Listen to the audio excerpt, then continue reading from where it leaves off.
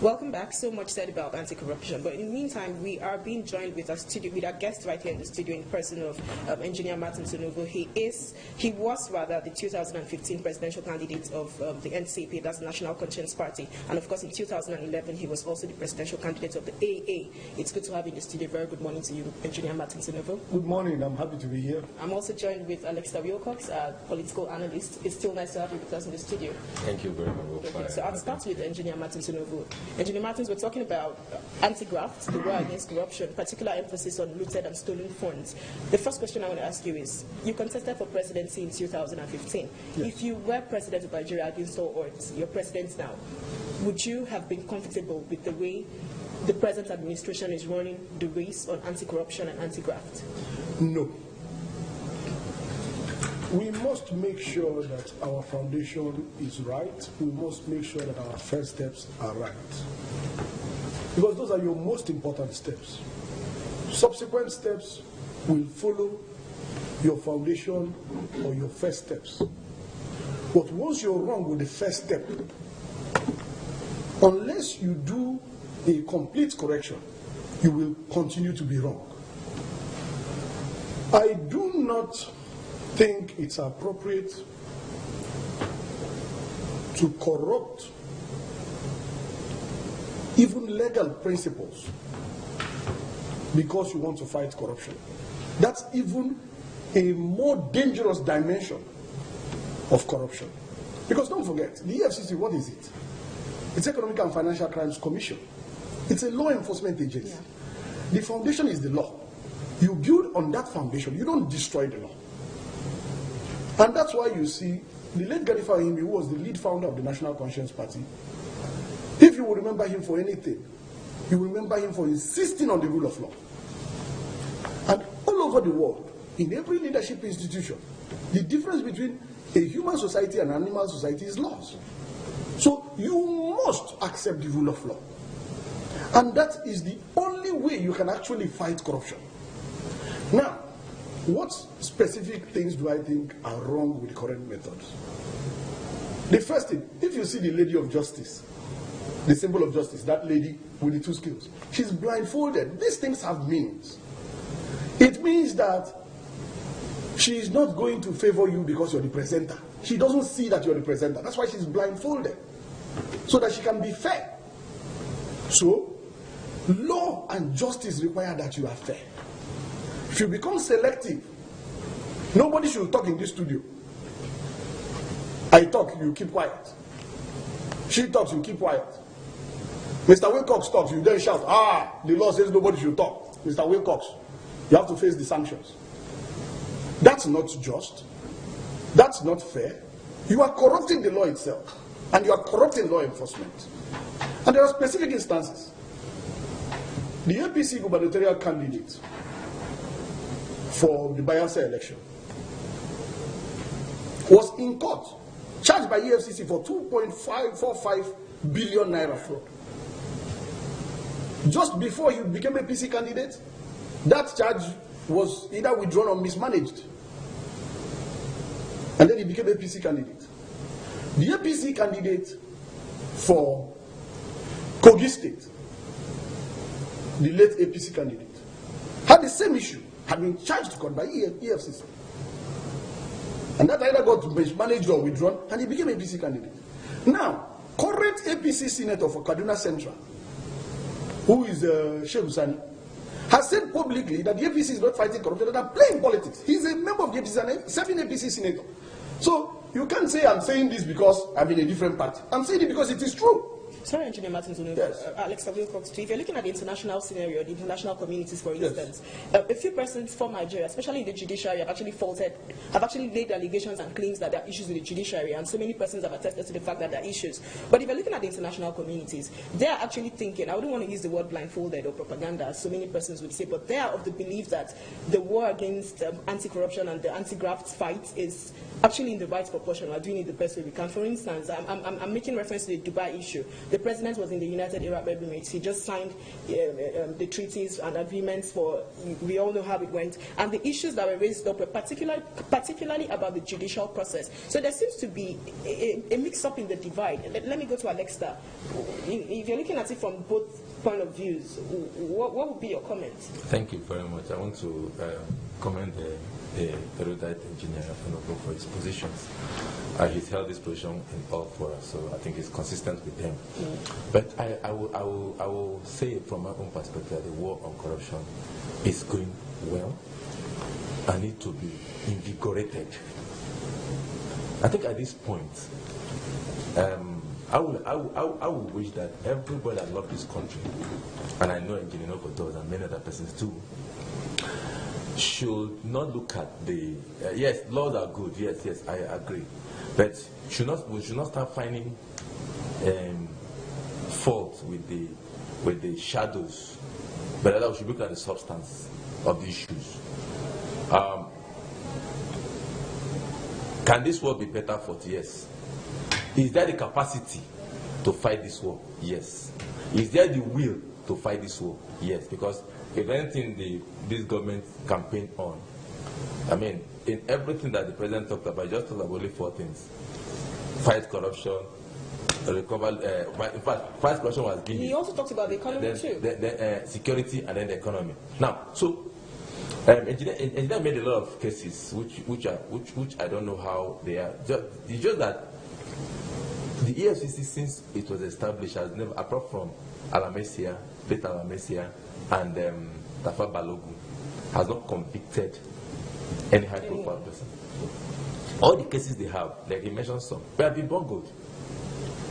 The case of what they call him, Faneka Ede was struck away. Ibori 179 cancer was struck away in this country. Former speaker, what's his name? His case was thrown away. So every of these cases, because of then it was not this government, it was PDP government. It was not this government. So every of those cases, no one is even now. They are reopening. Akome is in court. Naman is in court. Odis Okalo is being in court. Dari is in court.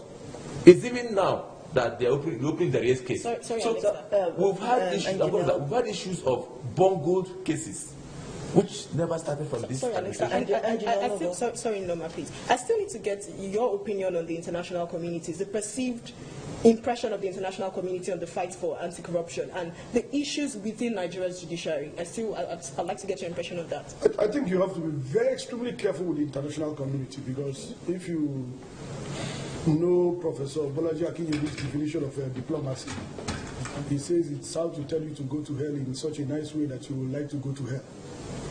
So the language of the international community is very diplomatic, and normally it doesn't mean what it means on the surface. That's number one. And if you listen to the international community, you will hear very different signals.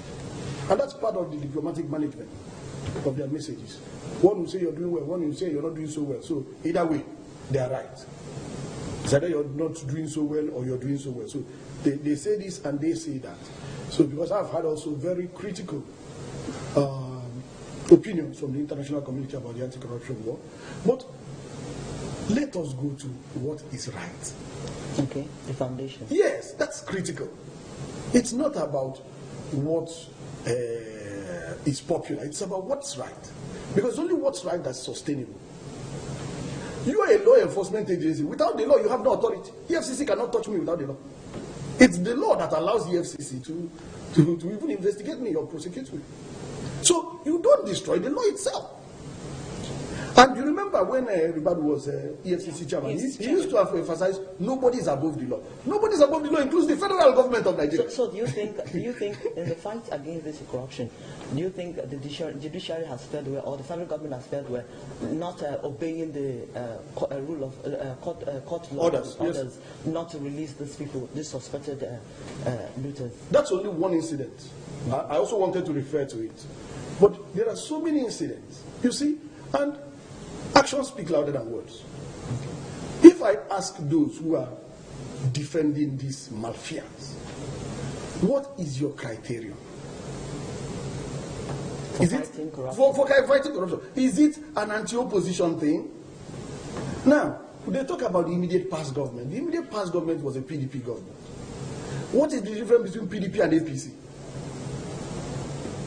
Even in membership, the APC Senate president was a PDP two-time governor. Maybe the ideologies. PDP and APC. So the ideology of Saraki is different from the ideology of Saraki. These are the same characters. Now, and if you see the people who are being aggressively pursued in this anti-corruption war, you will see that all of them belong to one side. That's my point. And that's why I started with the lady of justice is blindfolded. But in Nigeria, they would like to remove the blindfold. And once you remove the blindfold, you have corrupted the system. Okay. President Buhari has launched different investigations to recover looted funds. How much has he fed in this investigation, or maybe bringing back these looted funds? Well, the first thing is that we have official reports that money has been returned. Unfortunately, if you are fighting corruption, the first thing is that you must have the moral authority. To fight corruption. To fight corruption. We have not been told. Don't forget, we are the sovereign according to the Constitution. It is the Nigerian people that are the sovereign. It is not the president that is the sovereign. We are the sovereign. The president is our employee. When I was contesting for president, I was applying to the Nigerian people to give me a job. That's what it is. And they could have given me that job if they had voted for me and defended their votes. Then they would have given me the job. I become their employee. I am not their master. But we still have this mentality, hangover, coming from military dictatorship, where the ruler is the master, especially since he's a former commander-in-chief. So we remember the military days of dictatorship, and we think it's okay. But it's not okay. Because when you will know that injustice is not good, is when you suffer it. It's easy to say, oh, Dasuki is a thief. You haven't heard from him. There is a principle of common law which is practiced in Nigeria. Hear from the other party. And there are inconsistencies in the government's position. Did Dasuki share money? I suspect he shared money. So because I suspect he shared money, must we visit him with jungle justice or mob mentality? I don't think so. We should convict him properly. Like I said before, Madoff was supposed to have stolen 152 billion US dollars, not naira. What did they do? They investigated Madoff thoroughly. When he was confronted with the evidence, Madoff collapsed. The evidence collapsed him. So you mean we don't have thorough investigations on these issues? That's only part of it. I don't want you to isolate one factor in a multi-factor phenomenon. I'm saying the first thing is the leadership. Okay. Is the political leadership sincere about fighting corruption, or is the political leadership creating Nollywood movies to distract Nigerians from the real issues? Okay, sorry, Engineer Martin Sunuvo, let me quickly make this point. Alex, you didn't let me finish with this. Okay. But that's okay. But this is fundamental. It's fundamental. What are you trying to achieve? Okay. Are you trying to distract the Nigerian people with Nollywood movies? Okay, I quickly need to state this. Are you? I wouldn't say there's like a debate, but there are different school of thoughts. No, but I must say, you let me finish. Okay, go ahead. Let me finish. I said, are you trying to distract Nigerians from the real issues with a Nollywood movie? Or are you trying to persecute your political opponent, especially the one who is said to have arrested you during the military coup? What are you trying to achieve? Or are you really trying to fight corruption? If you're trying to fight corruption, you went to the US and asked for assistance. And they say, excellent. We recovered almost $150 million from Halliburton. Go work on it. What work have you done? And you just focus on Dasuki. Let me tell you, if you look at the quantum of fraud, we must fight corruption if we want to develop. Don't misunderstand me. I'm saying fight it according to law. Don't fight it with lawlessness, because that's worse. Okay. We were in this country, we had the $17 billion power probe. That is not a problem. We were in this country. We had the oil subsidy, 1 trillion. That's not a problem. You just say Dasuki every day, Dasuki, every headline, Dasuki. Is Dasuki the only corrupt man in Nigeria? Engineer Martin, that's offensive to me. I need to come in here. That's very offensive. I don't like it. It's deceit. I think we are not here to exchange or to cast. When you don't like a person, it doesn't solve the problem that, I mean, Engineer Martins had a political relationship with Buhari, so he had the right to feel very aggrieved. But does that represent the facts on ground? Dasuki is not the only issue being mentioned here. And who mentioned Dasuki? The press. The press will always carry story. But Dasuki is the most I'm coming, sir. No. It's the most The prominent. press issue. will carry. The press will carry. Did the government ask the government hold press conference on Dasuki? The press will carry stories. And I just said it during the newspaper review. But all the others seem to be linked to Dasuki. Well, that is one case that is being investigated. There are cases. Look, and I said it before, if you put every policeman on one case of corruption that is in this country in the last 6 years, engineer